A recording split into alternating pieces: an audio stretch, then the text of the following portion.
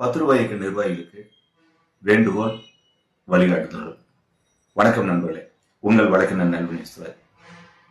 ரூபாய் இயக்கத்தினுடைய பொறுப்பாளர்கள், ரூபாய் இயக்கத்தினுடைய உறுப்பினர்கள், ரூபாய் இயக்கத்தினுடைய ஆதரவாளர்கள், நல்ல சமூக ஆர்வலர்கள், நீங்கள் செய்யக்கூடிய பணிகளை, ஒவ்வொரு செயல்களையும் எனக்கு வாட்ஸ்அப் மூலமாக தெரிவிங்க. சிறு சிறு நிகழ்வுகளையும் தகவல்களையும் என்னோடு நேரடியாக பகிர்ந்து கொள்ளுங்கள்.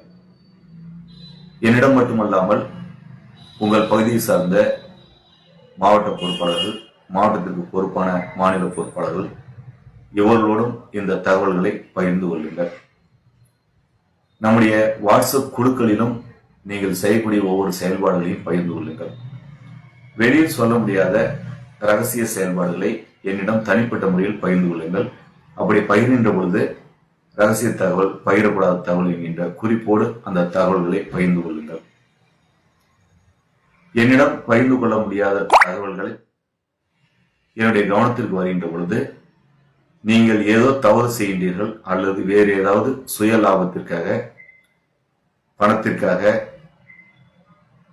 அல்லது வேறு ஏதோ காரணங்களுக்காக தவறான நோக்கத்தோடு நீங்கள் செயல்படுவதாக தேவையற்ற சந்தேகங்களை உருவாக்கிவிடும்.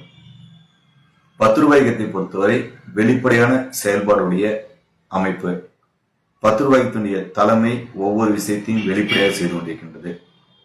போராட்ட திட்டமிடுதல்களை மட்டுமே நாம் சட்டத்திற்கு உட்பட்டு போராடுகின்றோம். சட்டத்திற்கு உட்பட்டு அந்த போராட்ட முறையை திட்டமிடுகின்றோம். அந்த திட்டமிடுதலை சில விஷயங்களை ரகசியமாக வைத்திருக்கின்றோம். ஆனால் அந்த போராட்டம் முடிந்த பிறகு அவற்றை வெளிப்படுத்துகின்றோம். எடுத்துக்காட்டிற்கு காட்பாடியில் சமூக பாதுகாப்பு மாநாட்டை நாம் சிறப்பாக நடத்தியிருந்தோம். இந்த சமூக பாதுகாப்பு மாநாடு ஞாயிற்றுக்கிழமை நடைபெற இருந்தது. திடீரென்று வெள்ளிக்கிழமை மதியம் 3 மணி அளவில் அந்த மாநாடு நடக்க இருந்த ரயில்வே அரங்கத்தை ரயில்வே நிர்வாகம் திடீரென்று நம்மிடமிருந்து பறித்து கொண்டது. அரங்கத்திற்கான வாடகை தொகையை முழுமையாக நாம் முன்கூட்டியே செலுத்தியிருந்தோம். அரங்கத்தில் உணவு ஏற்பாடு செய்யப்பட்டிருந்தது. வெளியே திறந்த வெளியில் மாநாட்டு அரங்கம் தயார் செய்யப்பட்டு 90 விழுக்காடு பணிகள் முடிவடைந்த நிலையில் திடீரென்று ரயில்வே நிர்வாகம் நம்மிடமிருந்து மண்டபத்தை பறித்துக் கொண்டது. ரயில்வே பாதுகாப்பு படை காவலர்களை விட்டு மண்டபத்தை அவருடைய பாதுகாப்பில் எடுத்துக்கொண்டார்கள். இந்த செய்தியை மதியம் 4 மணி அளவில் வெள்ளிக்கிழமை தெரிவிக்கின்றார்கள். இதில் தமிழக காவல்துறையுடைய பங்களிப்பு இருப்பதாக தெரிகின்றது. அதன் பிறகு நாம் தனியார் மண்டபத்தை ஏற்பாடு செய்கின்றோம். இருந்த ஒரு நாள் இடைவெளியில் அவசர அவசரமாக தனியார் மண்டபத்தை ஏற்பாடு செய்தோம். மண்டபத்தில் தங்குவதற்கு 20 அறைகளுக்கும் வாடகை செலுத்தியிருந்தோம். சனிக்கிழமை இரவு 8:30 மணி அளவில் திடீரென்று அரங்கத்தினுடைய உரிமையாளர் நம்மை காவல்துறை அறிவுரைக்கிணங்க நம்மை வெளியேற்றினார். மண்டபத்திலிருந்து மண்டபத்தில் தங்கியிருந்த பெண் சகோதரிகளை, சமூக ஆர்வலர்களை, குடும்பத்தை சார்ந்தவர்களை, வெளியூர்ந்து வந்திருந்த சமூக ஆர்வலர்களை மண்டபத்தை விட்டு வெளியேற்றினார்கள். 8:30 மணி அளவில் விருதுநகர் மாவட்டத்தை சார்ந்த நம்முடைய ஆர்டி அக்கா, மரியாதை ஜோதி அக்கா, அவருடைய கணவர் முத்துராஜ் உள்ளிட்ட சமூக அக்கறை கொண்ட நம்முடைய தோழமைகளை மண்டபத்திலிருந்து வெளியேற்றினார்கள். இரவு 11 மணி அளவில் நான் அந்த அரங்கத்திற்கு சென்றிருந்தேன். என்னோடு ஏறக்குறைய ஒரு 75க்கும் மேற்பட்ட சமூக ஆர்வலர்கள் நடுத்தெருவில் விடிய விடிய உட்கார்ந்திருந்தோம். இரவு 12 மணி அளவில் காவல்துறை சார்ந்த அதிகாரிகள் என்று சந்தேகக்கூடிய நபர்கள் அரங்கத்தினுடைய பீஸ் கேரியரை, மின் இணைப்புகளை துண்டித்துவிட்டு ஒவ்வொருவர்களை எடுத்து சென்று விட்டார்கள். காலையில் சில சக்திகள் மண்டபத்தினுடைய குடிநீர் இணைப்பை துண்டித்துவிட்டு சென்றார்கள். இவற்றையெல்லாம் மீறி நாம் சட்டத்திற்கு உட்பட்டு மிக அமைதியாக காந்திய வழியில் நம்முடைய சட்ட போராட்டத்தை நடத்தி அதே அரங்கத்தில் காவல்துறை அனுமதியோடு, தமிழக அரசின் அனுமதியோடு சட்டத்திற்கு உட்பட்டு மாநாட்டை நடத்தினோம். இதன் பிறகு விட்டல்குமாருடைய மரணத்திற்கு நியாயம் கேட்டு வேலூரில் நாம் மிக கடுமையான ஒரு போராட்டத்தை அறிவித்திருந்தோம். மாவட்ட ஆட்சியரை முற்றுகையிடும் போராட்டம். இந்த போராட்டத்தில் வேலூர் மாவட்டத்தை சார்ந்த, ராணிப்பேட்டை மாவட்டத்தை சார்ந்த, திருப்பத்தூர் மாவட்டத்தை சார்ந்த யாரும் பங்கேற்க கூடாது என்கின்ற அறிவுறுத்தலோடு 120 தோழமைகளுக்கு மட்டும் போராட்டத்தில் கலந்து கொள்வதற்கான வாய்ப்பினை அளித்திருந்தோம். 120 தோழமைகள் 6 குழுக்களாக பிரிக்கப்பட்டு ஒவ்வொரு குழுவிற்கும் ஒரு ஒருங்கிணைப்பாளர், ஒரு குழு தலைவர் நியமனம் செய்யப்பட்டு அவரிடம் அந்த குழு ஒப்படைக்கப்பட்டிருந்தது. அந்த குழுவிற்கு நான் கொடுத்திருந்த செய்தி, போராட்டம் ரத்து அல்லது போராட்டம் தொடர்பாக எந்த செய்தியை நான் சொன்னாலும் அந்த குழுவில் உள்ள யாரும் கேட்கக்கூடாது. அந்த பகுதியுடைய மாநில துணை பொதுச்செயலாளர் தர்மேந்திரனோ அல்லது நானோ போராட்டம் ரத்து என்று சொன்னாலோ, அது போராட்டம் இடமாற்றம் என்று சொன்னாலோ, அல்லது போராட்டம் தொடர்பாக எந்த வழிகாட்டுதல் சொன்னாலும் அந்த போராட்ட களத்தில் இருந்த 120 பேர் யாரும் கேட்கக்கூடாது. அவருடைய குழுவிற்கு யார் தலைவரோ அவர் சொல்வதை கேட்க வேண்டும். குழுவுடைய தலைவர் அந்த குழுவோடு சேர்ந்து பயணிப்பார். 21வது நபராக குழுவிற்கு வெளியே உள்ள ஒரு நபர் அந்த குழுவை வழிகாட்டுவார். இந்த வழிகாட்டுனரும் குழுவின் தலைவரும் என்ன சொல்கின்றார்களோ அவர் அதை மட்டுமே குழுவை சார்ந்தவர்கள் கேட்க வேண்டும் என்கின்ற வழிகாட்டுதலோடு நாம் அந்த போராட்டத்தை கையில் எடுத்திருந்தோம். காலை 8 மணிக்கு போராட்ட களத்துக்கு நம்முடைய தோழமைகள் வந்துவிட்டார்கள். ஒருவர் கூட தங்களுடைய அடையாளங்களை வெளிப்படுத்தாமல், வீடியோ வெளியிடாமல், புகைப்படம் வெளியிடாமல், எவ்வித 10 ரூபாய்க்குரிய சமூக அடையாளங்கள் எதையும் இல்லாமல் போராட்ட களத்தில் அமைதியாக பங்கேற்றதனுடைய விளைவு மதியம் 3 மணிக்கு மாவட்ட ஆட்சித்தலைவர் நம்முடைய நிர்வாகிகள் நேரில் அழைத்து பேசினார். அடுத்த நாள் காலை பாதிக்கப்பட்ட சமூக விட்டல்குமாருடைய குடும்பத்தாரை அழைத்து மாவட்ட ஆட்சியர் 1.5 மணி நேரம் பேச்சுவார்த்தை நடத்தினார். விட்டல்குமாருடைய மரணத்திற்கு நியாயம் கேட்டு நடக்கூடிய நம்முடைய போராட்டம் வெற்றிகரமாக அடுத்த கட்டத்தை நோக்கி நியாயத்தை பெறுவதற்கான திட்டங்களில் முயற்சியில் நாம் சிறிது வெற்றி பெற்று இந்த போராட்டம் அடுத்த கட்டத்தை நோக்கி விட்டல்குமாரின் நியாயத்திற்கான கோரிக்கைகள் அடுத்த கட்டத்தை நோக்கி நகர்ந்திருக்கின்றது. இதில் கிடைத்த வெற்றிகளை நாம் முழுமையாக வெற்றி கிடைத்த பிறகு உங்களோட பகிர இருக்கின்றோம். நாம் எடுத்த போராட்டம் என்னவென்று பார்த்தால், விட்டல்குமார் மரணத்திற்கு நீதி கேட்டு வேலூரில் போராட்டம். வேலூர் மாவட்ட நிர்வாகிகளோ, அருகிலிருந்த திருப்பத்தூர், ராணிப்பேட்டை மாவட்ட நிர்வாகிகள் யாரும் கலந்து கொள்ளக்கூடாது என்கின்ற உத்தரவோடு, கடுமையான உத்தரவோடு இந்த போராட்டத்தை கையில் எடுத்தோம். ஆனால் 5 பேருக்கு மட்டும் போராட்ட களத்தில் பங்கேற்பவர்களுக்கு தேநீர் வாங்கி கொடுப்பது, அவர்களுக்கு உதவிகள் செய்வதற்காக நம்முடைய மாநில துணை பொதுச்செயலாளர் தர்மேந்திரன் மற்றும் மாவட்ட நிர்வாகி 4 பேருக்கு அனுமதி கொடுத்திருந்தோம். ஆனால் அவர்களுக்கு கடுமையான எச்சரிக்கை கொடுத்திருந்தோம். எக்காரணத்தை கொண்டும் போராட்டத்தில் பங்கேற்கக்கூடாது என்கின்ற உத்தரவை அவர்களுக்கு பிறப்பித்திருந்தோம். நாம் யாருக்கும் வழக்கமாக உத்தரவை பிறப்பிக்க மாட்டோம். ஆனால் போராட்ட களங்களை பொறுத்தவரை படை தலைவர் என்ன சொல்லுகின்றாரோ, அந்த அணியினுடைய தலைவர் என்ன சொல்லுகின்றாரோ அதை மட்டுமே தளபதிகள், படையினுடைய வீரர்கள் கேட்க வேண்டும் என்கின்ற வழிகாட்டுதலோடு மிக கட்டுப்பாடாக அந்த போராட்டத்தை நடத்தினோம். அதனுடைய விளைவு விட்டல்குமாருக்கு நீதி கேட்டு நம்முடைய பயணம் அடுத்த கட்டத்தை நோக்கி நகர்ந்திருக்கின்றது. இப்படி போராட்ட களங்களை மட்டுமே நாம் ஒரு சில போராட்டத்தை வெற்றி பெற வைப்பதற்கான திட்டமிடுதலை அந்த குழுவோடு, அந்த குழுவில் உள்ளவர்கள் திட்டமிட்டு செய்வார்கள். அதில் சில ரகசியங்கள் காக்கப்படும். மற்றபடி 10 ரூபாய்க்கு ஒவ்வொரு செயல்பாடும் வெளிப்படையானதாக இருக்கும். இதை நீங்கள் நினைவு கொண்டு 10 ரூபாய்க்கு ஒவ்வொரு பொறுப்பாளர்களும், கிளை பொறுப்பாளர்களும், ஒன்றிய, மாநில, மாவட்ட எந்த அளவில் உள்ள பொறுப்பாளராக இருந்தாலும் சரி, உங்களுடைய ஒவ்வொரு செயல்பாடுகளையும், ஒவ்வொரு நிகழ்வுகளையும், நீங்கள் அனுப்பக்கூடிய ஒவ்வொரு மனுக்களையும், நீங்கள் செய்யக்கூடிய பொது வேலைகள் ஒவ்வொன்றையும் என்னுடைய கவனத்திற்கு வாட்ஸ்அப் மூலமாக கொண்டு வாருங்கள். 9456757801 94456758001 என்கின்ற வாட்ஸ்அப் எண்ணிற்கு நீங்கள் ஒவ்வொரு தகவலையும் கட்டாயம் அனுப்ப வேண்டும். ஏன் இதில் நாம் மிக கடுமையாக இருக்கின்றோம் என்று பார்த்தால், நம்முடைய நிர்வாகிகளை வழிநடத்துவதற்கு, அவர்களை செம்மைப்படுத்துவதற்கு, தொடர்ந்து அவருடைய பணிகளில் அவர்களை வெற்றி பெற வைப்பதற்கு தகவல் பரிமாற்றம் அவசியம். என்னோடு மட்டுமல்லாமல் மற்ற உங்கள் பகுதியினுடைய நிர்வாகிகளோடும் இந்த தகவல் பரிமாற்றத்தை வைத்துக் கொள்ளுங்கள். தகவல் பரிமாற்றம் இல்லாமல் நீங்கள் செய்யக்கூடிய செயல்பாடுகளை வெளியே சொல்லாமல் நீங்கள் எந்த செயல் செய்தாலும் அது உங்கள் மீதான சந்தேகத்தை, உங்களுடைய நேர்மையை சந்தேகிக்க வைக்கும் என்பதை மனதில் கொண்டு இந்த வழிகாட்டுதலை ஒவ்வொருவரும் கட்டாயம் பின்பற்ற வேண்டும் என்கின்ற அன்பு வேண்டுகோளை முன்வைக்கின்றேன். இன்றைய தினம் ரெட்ஃபிக்ஸ் யூடியூபில் ஒரு வீடியோ வந்திருந்தது. தேவேந்திரன், ஆர்டி தேவேந்திரன் என்கின்ற சமூக ஆர்வலர் பாதிப்பு தொடர்பான ஒரு வீடியோ. இது தொடர்பாக நிறைய நண்பர்கள் என்னிடம் ஏன் இவருடைய பிரச்சனையை கையில் எடுக்கவில்லை, அவருக்கு ஏன் உதவி செய்யவில்லை என்கின்ற கேள்விகளை கேட்டிருக்கிறார்கள். அவர் பாதிக்கப்பட்டு சிறை வந்த பொழுது அவருடைய கை உடைக்கப்பட்டு பொய் வழக்கில் அவர் கைது செய்யப்பட்டு சிறையில் வந்த பொழுது அவரை பிணையில் எடுப்பதற்கு நம்முடைய மேட்டூர் முல்லைவேந்தன் தோழரும் அவரோடு இணைந்து நம்முடைய தோழமைகளும், நம்முடைய 10 ரூபாய்க்கு மாநில செயலர் பாஸ்கர் உள்ளிட்ட தோழமைகளும் முயற்சி செய்தோம். நம்முடைய மேட்டூர் முல்லைவேந்தன் அவருடைய முயற்சியால் சென்னையில் வழக்கினர் வைக்கப்பட்டு எங்களுடைய ஒத்துழைப்போடு முழு ஒவ்வொரு தகவல் பரிமாற்றத்தோடு அவர் பிணையில் வெளிவந்தார். அதன் பிறகு மேட்டூர் முல்லைவேந்தன் மீது அவருக்கு சிறிது வருத்தம் ஏற்பட்டது. முல்லைவேந்தனோடு துணை நின்ற எங்கள் மீதும் அவருக்கு சிறிது வருத்தம் ஏற்பட்டது. அந்த வருத்தத்திற்கு காரணம் என்னவென்று எங்களுக்கு தெரியவில்லை. தொடர்ச்சியாக நாங்கள் தமிழ்நாட்டில் உள்ள அனைத்து சமூகங்களுடன் நேர்மையாக, வெளிப்படையாக, திறந்த மனதோடு பழகி கொண்டிருக்கின்றோம். ஆனால் எங்களோடு பழகக்கூடியவர்கள் அந்த நேர்மையோடும் திறந்த மனதோடும் பழகுவதை தவிர்க்கின்றார்கள் என்கின்ற பொழுது எங்களுக்கு சில சந்தேகங்கள் எழுகின்றது. ஆகவே எந்த சமூகங்களோடு நேர்மையாக, வெளிப்படையாக பழகின்றார்களோ, பொதுமக்களிடம், உங்களிடம், எங்களிடம் பழகின்றார்களோ அவர்களுக்கு போராட்ட களத்தில் இறங்குவதற்கு நானோ 10 ரூபாய் இயக்கமோ எப்பொழுதும் தயங்காது. நாங்கள் எடுக்கக்கூடிய 10 ரூபாய் இயக்கம் எடுக்கக்கூடிய ஒவ்வொரு போராட்டமும், சமூகர்களுக்கு எடுக்கக்கூடிய ஒவ்வொரு போராட்டமும் அந்த சமூகர்கள் எங்களுக்கு தெரிந்தவர்களோ அறிமுகமானவர்களோ கிடையாது. கடந்த 2 நாட்களுக்கு முன்பு கடலூர் மாவட்டத்தில் சிவா என்கின்ற சமூகர்கள் பாதிக்கப்பட்டார். அந்த பகுதியை சார்ந்த மற்றொரு சமூகர்கள் அந்த தகவலை என்னுடைய கவனத்தில் கொண்டு வந்தார். உடனடியாக நாம் களத்தில் இறங்கி அவருக்கு தேவையான அனைத்து சட்ட உதவிகளையும் பாதுகாப்புகளையும் செய்து கொடுத்தோம்.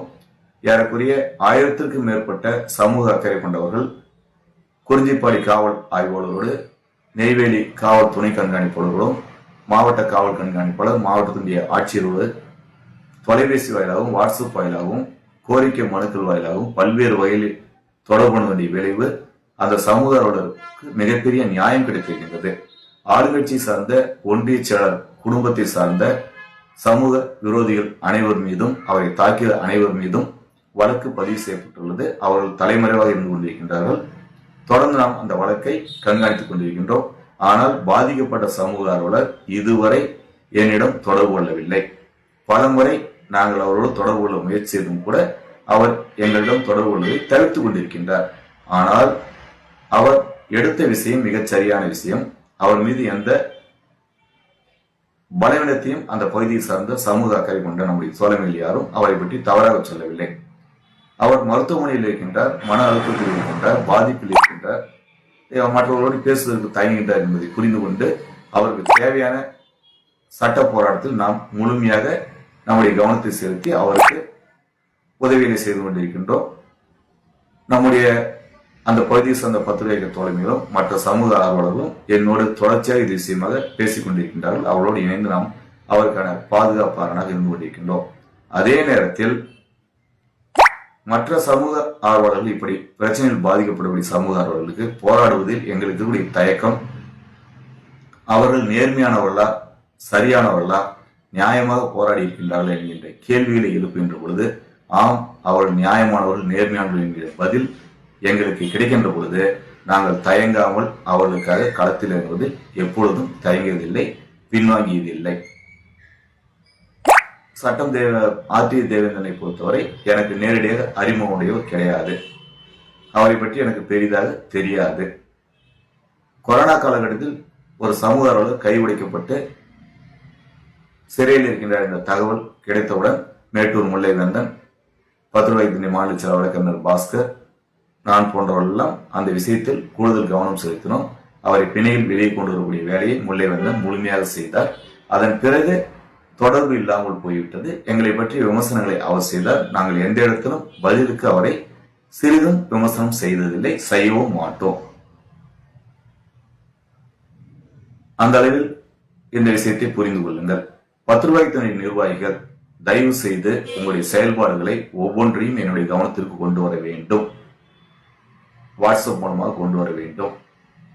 வாட்ஸ்அப்பில் டெக்ஸ்ட் மெசேஜ் மூலமாகவோ, வாய்ஸ் மெசேஜ் மூலமாகவோ, ஆவணங்களை அனுப்புவதன் மூலமாகவோ ஏதோ ஒரு வகையில் உங்களுடைய தகவல்களை, பதிவுகளை, செயல்பாடுகளை அனுப்பி வையுங்கள். உங்களுடைய செயல்பாடுகளை மட்டுமல்லாமல் மற்ற நண்பர்களுடைய செயல்பாடுகளையும் அனுப்பி வையுங்கள்.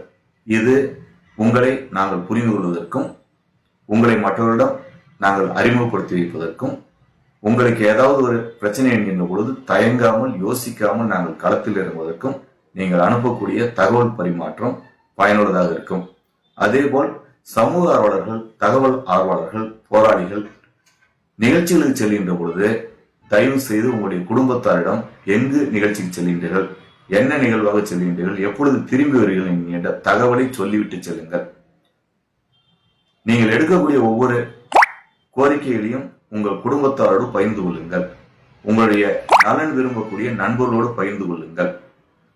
இல்லை என்றால் உங்களுக்கு பாதிப்பு ஏற்படுகின்ற பொழுது அந்த பாதிப்பு பற்றிய தகவல் எங்களை போன்ற உங்கள் மீது அக்கறை கொண்டவர்களுக்கு கிடைக்காமல் போய்விடுகின்றது. தென்காசி மாவட்டத்தில் ஒரு சமூக ஆர்வலர் கல்குவாரி பிரச்சனையை கையில் எடுக்கின்றார்.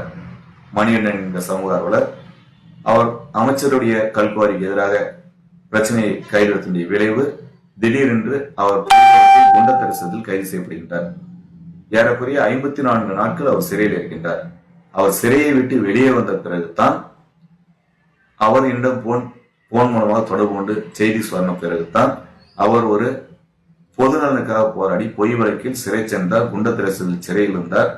ஏறக்குறைய 54 நாட்கள் சிறையில் இருந்தார் என்கிற தகவல் வெளி உலகத்திற்கு தெரிய வந்தது. எவ்வளவு கொடுமையான விஷயம்! பொது பிரச்சனைக்காக போராடிய ஒரு மனிதன் சிறைக்கு சென்றது வெளியே தெரியாமல் இருக்கிறது. அவர் என்ன தேடிவிட்டு சென்றாரா? பாலியல் பலாத்கார வழக்கிலே சென்றாரா? வெளியே தெரியாமல் இருப்பதற்கு இந்த சமுதாயத்திற்காக இயற்கை வளத்தை பாதுகாப்பதற்காக ஒரு மனிதன் போராடி சிறைக்கு சென்றிருக்கின்றான் பொய் வழக்கில். இந்த தகவல் சமூக ஆர்வலர்களுக்கு, தகவல் ஆர்வலர்களுக்கு, பொதுமக்களுக்கு தெரிய வேண்டும் அல்லவா? அவருக்கு ஆதரவாக நாம் களத்தில் இறங்க வேண்டும் அல்லவா? அவருடைய தியாகத்தை நாம் போற்ற வேண்டும் அல்லவா? ஆனால் அந்த தகவலை நமக்கு தெரியாத சூழலில் எப்படி அந்த தகவலை நாம் உங்களோடு பகிர்ந்து கொள்ள முடியும்? எனவே சமூக அக்கறை கொண்டவர்கள் உங்களுடைய குடும்பத்தாரிடம் நீங்கள் எடுக்கக்கூடிய விஷயங்களை பற்றி பேசுங்கள். அவர் உங்களுடைய குடும்பத்தை சார்ந்தவர்களை உங்களுக்கு ஆதரவு சக்தியாக மாற்றுங்கள். உங்களுக்கு ஏதாவது ஒரு பிரச்சனை என்றால் 10 ரூபாய்க்கு தொடர்பு கொள்ளலாம், என்னை தொடர்பு கொள்ளலாம். என்னுடைய விவரங்களை அவர்களோடு சொல்லுங்கள். என்னுடைய தொலைபேசி எண்ணை உங்களுடைய குடும்பத்தாரிடம் கொடுங்கள். உங்களுடைய குடும்பத்தார் எப்பொழுது வேண்டுமானாலும் என்னை தொடர்பு கொண்டு பிரச்சனைகளை உங்களுக்கு ஏற்படும் நெருக்கடியில் சொல்வதற்கு நிச்சயமாக வாய்ப்பு உள்ளது. தாராளமாக பேசலாம், தாராளமாக தகவல் சொல்லலாம். ஒரு வாட்ஸ்அப் தகவல் வந்துவிட்டால் உடனடியாக நான் கூப்பிட்டு அவர்களிடம் பேசுகின்றேன். சிவாயிட்ட, கடலூர் சிவாயிட்ட ஏறக்குறைய பல முறை தொடர்பு கொள்வது நான் முயற்சி செய்கின்றேன். அந்த 17 நிர்வாகியிடம் இதுவரை நான் ஒரு 50க்கும் மேற்பட்ட தொலைபேசி அழைப்புகளில் பேசியிருப்பேன். அவர் பாதுகாக்கப்பட்டார் என்கின்ற தகவல் கிடைக்கும் வரை அவரோடு நாம் தொடர்பில் இருப்போம். அதன் பிறகு அவர் வாட்ஸ்அப் மூலமாக மட்டும்தான் என் தொடர்பு கொள்ள முடியும் என்கின்ற அளவுக்கு தொடர்பு சமூக ஊடகங்கள் அளவுக்கு சுருங்கிவிடும். ஆனால் பாதிப்பு என்கின்ற நிலைமையில் நாங்கள் அவர்களோடு நேரடி தொடர்பில் இருப்பதற்கு முயற்சி செய்து கொண்டிருக்கின்றோம். அதற்கு முன்பு அவர் நல்ல விஷயத்தை எடுத்தார் என்பதை முதல் பார்வையில் புரிய வைப்பதற்கு சில தகவல் பரிமாற்றங்கள் நீங்கள் உருவாக்கிக் கொள்வது நன்றாக இருக்கும். இவற்றை சமூக ஆர்வலர்கள், தகவல் ஆர்வலர்கள், 10 ரூபாய்க்கு தோழமைகள் கவனத்தில் கொள்ள வேண்டும். கடைசியாக கொல்லிமலையில் நடைபெற்ற நிகழ்வு மிக கடுமையாக. இந்த நிகழ்வில் ஒரு பயிற்சியை கொடுத்திருந்தேன். கட்டாயம் பதிவு செய்ய வேண்டும், என்னிடம் தொடர்பு கொள்ள வேண்டும். ஒவ்வொரு தோழமையும் வாட்ஸ்அப் மூலமாக அவர்கள் கிளம்பிவிட்ட தகவலை சொல்ல வேண்டும். பயணத்தில் ஒரு 4-5 முறை அவர்கள் தகவலை என்னோடு தொடர்பு கொள்ள வேண்டும் என்கின்ற செய்தி எல்லாம் சொல்லியிருந்தோம். கொல்லிமலை நிகழ்வில் இருக்கக்கூடிய சிரமங்களை சொல்லியிருந்தோம். தண்ணீரை தவிர அனைத்து பொருட்களும் மலைக்கு கீழ்ப்பகுதியில் உள்ள நாமக்கல்லில் இருந்து கொண்டு செல்ல வேண்டிய சூழல் இருக்கின்றது. செலவு மிக கடுமையான செலவாக இருக்கின்றது. தயவு செய்து தகவல் சொல்லுங்கள், முன்பதிவு செய்யுங்கள் என்கின்ற தகவலை மிக கடுமையாக சொல்லிவிட்டு பணத்துக்கு முக்கியத்துவம் தராத 10 ரூபாய் இயக்கம் முதல் முறையாக இந்த நிகழ்வில் கடுமையான செய்தியை சொல்லியிருந்தோம். ஏப்ரல் 30ஆம் தேதிக்குள் பதிவு செய்தால் 1000 ரூபாய், மீதி செலவை 10 ரூபாய்க்கு நாமக்கல் மாவட்ட பொறுப்பாளர்களும் தலைமையும் பகிர்ந்து கொண்டு உங்களுக்காக செலவு செய்யும் என்று சொல்லியிருந்தோம். ஏறக்குறைய ஒரு நபருக்கு 1750 ரூபாய் செலவாகின்றது. ஆனால் 1000 ரூபாய் தான் அவரிடம் பெற்றிருந்தோம். நிறைய தோழமைகளுக்கு கட்டணம் சலுகை கொடுத்து கட்டணம் இல்லாமல் கூட நிகழ்ச்சியில் பங்கேற்பதற்கு அனுமதி கொடுத்திருந்தோம். யாருக்கு கட்டண சலுகை கொடுத்திருந்தோம் என்பதை இந்த நிகழ்வை ஏற்பாடு செய்திருந்த மாநில துணை பொதுச்செயலாளர் சீனிவாசன், 10 ரூபாய்க்கு மாநில பொறுப்பாளர்கள், மாநில செயலாளர்கள், வழக்கறிஞர் சதீஷ்குமார், திருநெல்வேலூர் வழக்கறிஞர் பாஸ்கருக்கு கூட தெரியாது. அந்த அளவுக்கு ரகசியமாக என்னுடைய மனதோடு வைத்துக் கொண்டு அவர்கள் கட்டணம் செலுத்தி விட்டார்கள் என்று சொல்லி யார் யாருக்கெல்லாம் இலவசமாக அனுமதி கொடுத்தனோ அவரெல்லாம் கட்டணம் என்னிடம் செலுத்தி விட்டார்கள் என்கின்ற ஒரு தகவலை சொல்லி அவளை நிகழ்ச்சியில் அனுமதிப்பதற்கு அடையாள அட்டையெல்லாம் வழங்கியிருந்தோம். ஆனால் 146 தோழமைகள் சனிக்கிழமை காலை பதிவு செய்யாமல் திடீரென்று கொல்லிமலையில் நிகழ்வில் பங்கேற்றார்கள். இதில் எங்களுக்கு ஏற்படக்கூடிய சிரமங்களை புரிந்து கொள்ள வேண்டும். 146 பேருக்கு திடீரென்று அறை பெற்றுக் கொடுப்பது எவ்வளவு கஷ்டம். ஏனென்று பார்த்தா கொல்லிமலை சின்னூண்டு மலைவாழிடம், அங்கே திடீரென்று அறை தயார் செய்வது, அதுவும் கோடை காலத்தில் சனி ஞாயிறில் ஒரு சுற்றுலா தலத்தில் திடீரென்று 140 பேர் 144 பேருக்கு எப்படி தங்குவதற்கான இடத்தை ஏற்பாடு செய்து கொடுக்க முடியும் என்கின்ற சிரமத்தை நம்முடைய தோழமைகள் சிறிதும் புரிந்து கொள்ளவில்லை. உணவு ஏற்பாடு அது கூட சிரமப்பட்டு செய்து விடலாம். என்னுடைய சமையல்காரர் உண்மையிலேயே பாவப்பட்டவர். காலை 4 மணிக்கு எழுந்து சமையல் செய்ய ஆரம்பித்து விடிய விடிய சமைத்தார். 2 நாட்கள் முழுவதும் சமைத்துக் கொண்டே இருந்தார். அவர்களும் மனிதர்கள் தானே. 170 பேருக்கு சமையல் செய்ய சொல்லிவிட்டு 300 பேருக்கு உணவு பரிமாறினார். இவ்வளவு சிரமங்களை எங்களுக்கு உருவாக்கி இருந்தாலும் நம்முடைய தோழமைகள் ஒரு சின்ன தகவல் வாட்ஸ்அப்ல, ஆனா நாங்க 5 பேர் வரோமே, நான் கேட்ட தகவலே செல் நம்பர், போட்டோ, பெயர், முகவரி, இதை கொடுங்க, இதெல்லாம் கேட்டோம். பணமே கேட்க கிடையாது. பதிவு செய்யுங்கன்னு சொன்னோம்.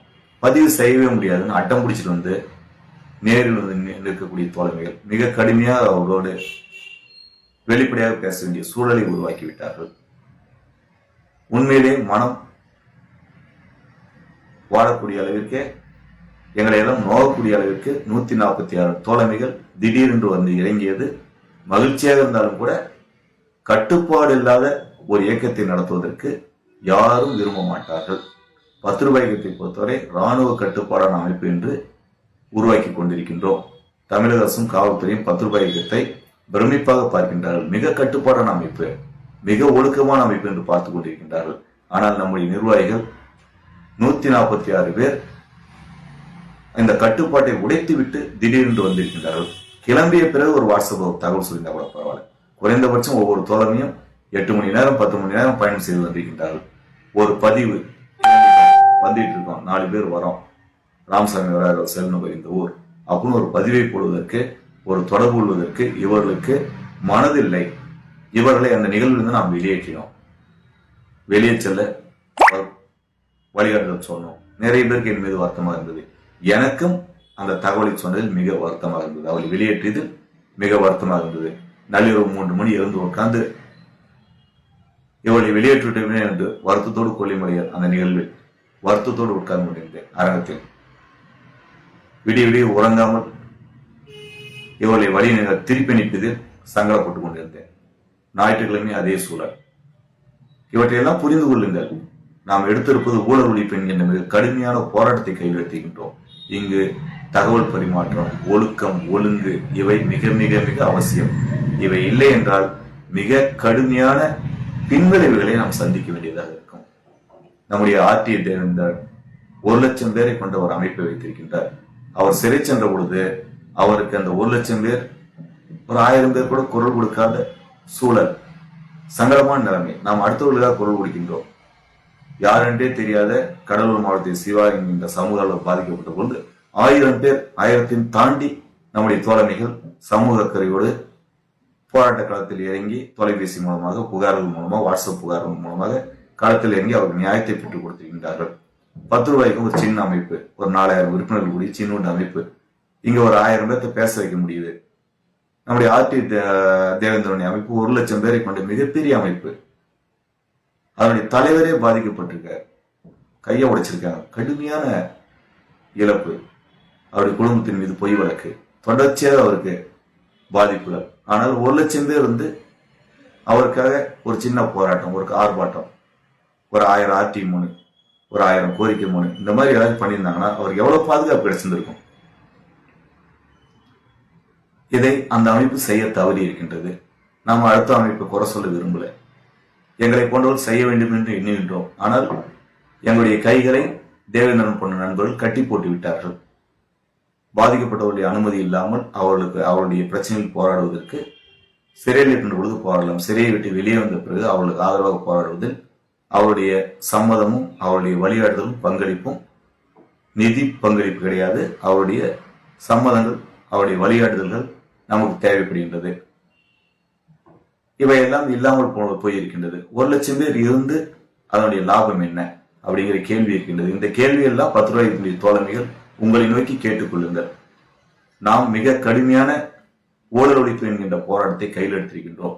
சட்ட ஆயுதம் ஏந்தி இருக்கின்றோம். அகிம்சைவாதிகள் நாம். இந்த உலகம் முழுக்க முழுக்க ஊழல்வாதிகளை கொண்ட உலகம். இங்க இருக்கக்கூடிய அரசியல்வாதி அதிகாரிகள் ஊழலின் நாணயத்தின் இரு பாகமாக இருக்கின்றார்கள். இவர்களை எதிர்த்து சட்ட போராட்டம் நடத்துவது என்பது மிக கடுமையான போராட்டம். இங்கே ஒழுக்கம் ஒழுங்கு என்பது சரியாக இருந்தால் மட்டும்தான் நாம் வெற்றி பெற முடியும், இழப்பில்லாமல். இதுவரை நாம் பெரிய இழப்பில்லாமல் சிறு சிறு இழப்புகளோடு 10 ரூபாய் இயக்கத்தை மிக திறம்பட சரியாக வழிநடத்தி கொண்டிருக்கின்றோம். இப்பொழுது 10 ரூபாய் இயக்கம் அடுத்த கட்டத்தின் நோக்கி நகர்ந்திருக்கின்றது. இனி ஒழுக்கம் ஒழுங்கு தகவல் பரிமாற்றம் சரியாக இல்லாமல் இருந்தால் நிறைய தோழமைகள் பாதிக்கப்பட்டு விடுவார்கள். 10 ரூபாய்க்கு சேர்ந்த ஒரு தோழமை கூட, ஒரு நண்பர் கூட ஒரு துளி ரத்தம் சிந்துவதை நான் அனுமதிக்க மாட்டேன். 10 ரூபாய்க்கு தலைமை அனுமதிக்காது. இவற்றை மனதில் கொண்டு 10 ரூபாய்க்கு தோழமையில் ஒவ்வொருவரும் என்னோடு நேரடியாக தொடர்பு கொள்ளலாம். வாட்ஸ்அப் மூலமாக உங்களுடைய கருத்துக்களை, பதிவுகளை, உங்களுடைய சந்தேகங்களை, நீங்கள் செய்யக்கூடிய ஒவ்வொரு செயல்களையும் எனக்கு வாட்ஸ்அப்பில் அனுப்பி வையுங்கள். நான் எந்த குழுவிலும் வாட்ஸ்அப்பில் கிடையாது. வாட்ஸ்அப் குரூப் எதிலும் நான் இல்லை. உங்களோடு நேரடியாக தொடர்பு கொள்ள வேண்டும் என்பதற்காக, உங்களுடைய தனிப்பட்ட பதிவுகளை நான் பார்க்க வேண்டும் என்பதற்காக அனைத்து குழுக்களிலும் இல்லாமல் உங்களுடைய பதிவுகளை பார்த்து கொண்டிருக்கின்றேன். இந்த ஹாய் போடுறது, வணக்கம் வைக்கிறதெல்லாம் விட்டுடுங்க. விட்டுட்டு உங்களுடைய கருத்துக்கள், பதிவுகள், செயல்பாடுகளை என்னுடைய வாட்ஸ்அப்புக்கு அனுப்பி வைங்க. ஒவ்வொரு பதிவிலும் உங்களுடைய பெயர், பொறுப்பு, செல் நம்பரை குறிப்பிடுங்கள். செல் நம்பர் தான் அதுல இருக்குல்ல, மறுபடியும் எதுக்கு சொல்லணும் அப்படின்னு சொல்லாதீங்க. என் பேர் தான் உங்களுக்கு தெரியும் இல்ல, நான் தான் மாநில பொறுப்புல இருக்கல, தினமும் உங்ககிட்ட பேசுறேன்ல, நான் எதுக்கு உங்க பேரை சொல்லணும், என் பேரை சொல்லணும் அப்படிலாம் நினைக்காதீங்க. ஒவ்வொரு பதிவிலும் உங்களுடைய பெயர், பொறுப்பு, செல் நம்பர் கட்டாயம் குறிப்பிடுங்கள். இந்த பயிற்சியை என்னிடமிருந்து எடுத்துக்கொள்ளுங்கள். மாவட்ட ஆட்சியருக்கு நீங்கள் ஒரு கோரிக்கை மனுவை, ஒரு புகாரை, ஒரு தகவலை வாட்ஸ்அப் மூலமாக அனுப்புகிறீர்கள். மாவட்ட ஆட்சியர், உங்க ஊர்ல தண்ணி பிரச்சனை ஒண்ணு இருக்கு, தண்ணி இல்ல, கோடை காலம் வறட்சியா இருக்கு, உங்க ஊர்ல தண்ணி பிரச்சனை இருக்கு, தண்ணி வேணும், குடிநீர் சப்ளை பண்ணுங்கன்னு சொல்லிட்டு ஒரு கோரிக்கை மூலம் மாவட்ட ஆட்சியர் அனுப்புறீங்க. மாவட்ட ஆட்சியர் நேரம் வந்து அவரை தண்ணி கொடுக்க போறாரு. அவர் அந்த தகவலை அவருடைய உதவியாளருக்கு அனுப்புறாரு. அவருடைய உதவியாளர் ஏடி பஞ்சாயத்துக்கு அனுப்புறாரு. ஏடி பஞ்சாயத்து பிடிஓக்கு அனுப்புறாரு. பிடிஓ ஏபிடிஓக்கு அனுப்புறாரு. ஏபிடிஓ ஊராட்சி செயலாளருக்கு அந்த தகவல் அனுப்புறாரு. ஊராட்சி செயலாளர் உங்களுக்கு தண்ணி கொண்டு கொடுக்க போறாரு. நீங்க ஒரு தகவலை சொல்கின்ற பொழுது அந்த தகவலில் கீழே உங்களுடைய பெயர், பொறுப்பு, செல் நம்பரோடு இருக்கின்ற பொழுது மாவட்ட ஆட்சியர் அந்த தகவலை அவர் கீழே இருக்கிற அதிகாரிக்கு ஃபார்வர்ட் செய்யப்படுகின்றார். அது கடைசியாக கீழ்மட்ட அலுவலருக்கு வந்து செயல்பாட்டுக்கு வரப்போகின்றது. இடையே இருக்கக்கூடிய ஒவ்வொரு அலுவலரும் உங்களுடைய பெயரை, பொறுப்பை, செல் நம்பரை பார்க்கின்ற பொழுது, தொடர்ச்சியாக இப்படிப்பட்ட தகவல்களை பார்க்கின்ற பொழுது சமூக ஆர்வலர்கள் தொடர்ந்து இந்த பகுதியில் சரியாக செயல்பட்டுக் கொண்டிருக்கின்றார்கள். மக்கள் பிரச்சனையை கையில் எடுத்துக் கொண்டிருக்கின்றார்கள். இவருடைய பிரச்சனையை நாம் காதில் கேட்கவில்லை என்றால், உடனடியாக நடவடிக்கை எடுக்கவில்லை என்றால், இவர் அடுத்த கட்டம் ஆர்டிஐ போடுவார், தகவல் சட்ட மனுக்களை கொடுப்பார், புகார் மனுக்களை கொடுப்பார், கோரிக்கை மனுக்களை கொடுப்பார், போராட்ட களத்தில் இறங்கி விடுவார். இவர் முதலமைச்சரையும் முற்றுகையிடக்கூடிய வீரமிக்கவர்கள், விவேகமானவர்கள். இவருடைய போராட்டத்தை நாம் பார்த்திருக்கின்றோம். இவர்களுடைய கோரிக்கை மீது உடனடியாக கவனம் செலுத்த வேண்டும் என்கின்ற எண்ணம் வரும். இல்லை என்றால் மொட்டை பெட்டிஷன் போட்ட மாதிரி ஆயிடும். கலெக்டர் உத்தரவு போட்டாரு, ஊராட்சியில தண்ணி விட்டாருன்னு ஆயிடும். சமூக கோரிக்கை, 10 ரூபாய் பொறுப்பாளர் கோரிக்கையில் வெற்றி கிடைத்தது அப்படிங்கிறது யாருக்குமே தெரியாமல் போய்விடும். நீங்க நாளைக்கு ஒரு விஷயத்துக்கு நேரில் போகின்ற பொழுது அல்லது அதிகாரி சந்திக்கின்ற பொழுது நீங்கள் புதிய நபராக தெரிவீர்கள். ஆனால் வாட்ஸ்அப் பதிவில் உங்களுடைய பெயர், பொறுப்பு, செல் நம்பரோடு அதிகாரிகளை தொடர்பு கொள்கின்ற பொழுது நீங்கள் அவர்களுக்கு அனைவருக்கும் அறிமுகமான ஆளுமையாக தெரிவீர்கள். உங்களுடைய மனுக்கள், கோரிக்கை மனுக்கள், தகவல் சட்ட மனுக்கள் செல்கின்ற பொழுது அதுக்கு ஒரு முக்கியத்துவம் கிடைக்கும். ஒரு சின்ன விஷயத்தில் இவ்வளவு ரகசியங்கள் இருப்பதை மனதில் வைத்துக் கொண்டு ஒவ்வொரு தோழமையிலும் அந்த பயிற்சி என்னிடமிருந்து துவங்குங்கள். எனக்கு ஒரு பதிவு போடும்போது குட் மார்னிங் சொன்னா கூட உங்களுடைய பெயர், பொறுப்பு, செல் நம்பரோடு வணக்கத்தை தெரிவிங்க. எனக்கு ஒரு நண்பர் பதிவு போடுறார். முதல்ல புள்ளி வச்சார், அடுத்து 2 புள்ளி வச்சார், அடுத்து 3 புள்ளி வச்சார். இது ஒவ்வொன்று நான் பதில் சொல்லிட்டே இருக்கிறேன். அடுத்து ஹாய் போட்டார், அப்புறம் வணக்கம் போட்டார், உங்களோட பேச வேண்டும்னு போட்டார். என்னப்பா விஷயம் கேட்டா ஒவ்வொரு பதிலும் என்ன விஷயம் சொல்லு நான் கேட்டுட்டே இருக்கிறேன். கடைசியா சொல்றாரு, அவருடைய மனைவிக்கும் அவருக்கும் பிரச்சனை, நீதிமன்றத்தில் வழக்கு நடந்து கொண்டிருக்கின்றது, இதற்கு நான் ஆலோசனை சொல்லுவேனா என்று கேட்கின்றார். இதை கேட்பதற்கு இடையில 50 பதிவுகள் போட்டிருக்கார். இந்த 50 பதிவுக்கு நான் பதில் சொல்லிட்டு இருந்தா என்னுடைய மற்ற அலுவல்களை, வேலைகளை யார் செய்வது? இவற்றையெல்லாம் தோழமையில் புரிந்து கொண்டு ஒரு பதிவு போடுகின்ற பொழுது முழுமையா பதிவு போடுங்க. அது கீழே உங்களுடைய பெயர், செல் நம்பர், உங்களுடைய பொறுப்பு, ஊர், இந்த விவரங்களையும் சேர்த்து அனுப்புங்கள். அந்த பதிவுக்கு நிச்சயமாக முக்கியத்துவம் கிடைக்கும், நிச்சயமாக பதில் வரும். ஒவ்வொரு வாட்ஸ்அப் பதிவிற்கும் நான் பதில் சொல்லி கொண்டிருக்கின்றேன், சொல்ல முயற்சி செய்து கொண்டிருக்கின்றேன். என்னால் சொல்ல முடியவில்லை என்றால் கூட அந்த பதிவுகளை பிரித்து பகிர்ந்து நம்முடைய மற்ற நிர்வாகிகள் அனுப்பி அவர்களை பதில் சொல்லி செய்து கொண்டிருக்கின்றேன். ஆகவே 10 ரூபாய்க்கு தோழமையில் கட்டாயம் என்னுடன் ஒவ்வொரு உங்களுடைய செயல்பாடுகளையும், நீங்கள் அனுப்பக்கூடிய ஒவ்வொரு மனைவியும், நீங்கள் போடக்கூடிய ஒவ்வொரு ஆர்டி மனுக்களையும், நீங்கள் பெறக்கூடிய ஒவ்வொரு ஆர்டி பதில்களையும் என்னோடு பகிர்ந்து கொள்வது கட்டாயமாக செய்ய வேண்டிய விஷயம். இதை நீங்கள் செய்யவில்லை என்றால் நீங்கள் தவறான நபர் என்கின்ற புரிதலுக்கு நான் வர வேண்டியிருக்கும், 10 ரூபாய்க்கு தலைமை வர வேண்டியிருக்கும் என்பதை புரிந்து கொள்ளுங்கள். 10 ரூபாய்க்கு ஒவ்வொரு உறுப்பினரும், 10 ரூபாய்க்கு ஒவ்வொரு ஆதரவாளரும் உங்களுக்கு நீங்கள் தான் தலைவர். உங்களுக்கு மேலே எந்த தலைவனும் கிடையாது. உங்களுக்கு சமமான ஆயிரக்கணக்கான தலைவர்கள் உங்களோடு இருக்கின்றார்கள். நானும் 10 ரூபாய்க்கு பொறுப்பாளர்களும் நிர்வாகத்தில் வழிநடத்தக்கூடிய சம்பளம் இல்லாத வேலைக்காரர்கள். ஆனால் எங்களோடு தகவல் பரிமாற்றம் நீங்கள் செய்து கொண்டால்தான் நீங்கள் நல்லவர்கள், சரியானவர்கள், வெளிப்படையானவர்கள், நேர்மையானவர்கள் என்பதை நாங்கள் புரிந்து கொள்ள முடியும். தகவல் பரிமாற்றம் இல்லை என்றால் உங்களை நிச்சயமாக 100% சந்தேகப்பட வேண்டிய சூழ்நிலை உள்ளது என்பதை புரிந்து கொள்ளுங்கள். நன்றி, வணக்கம்.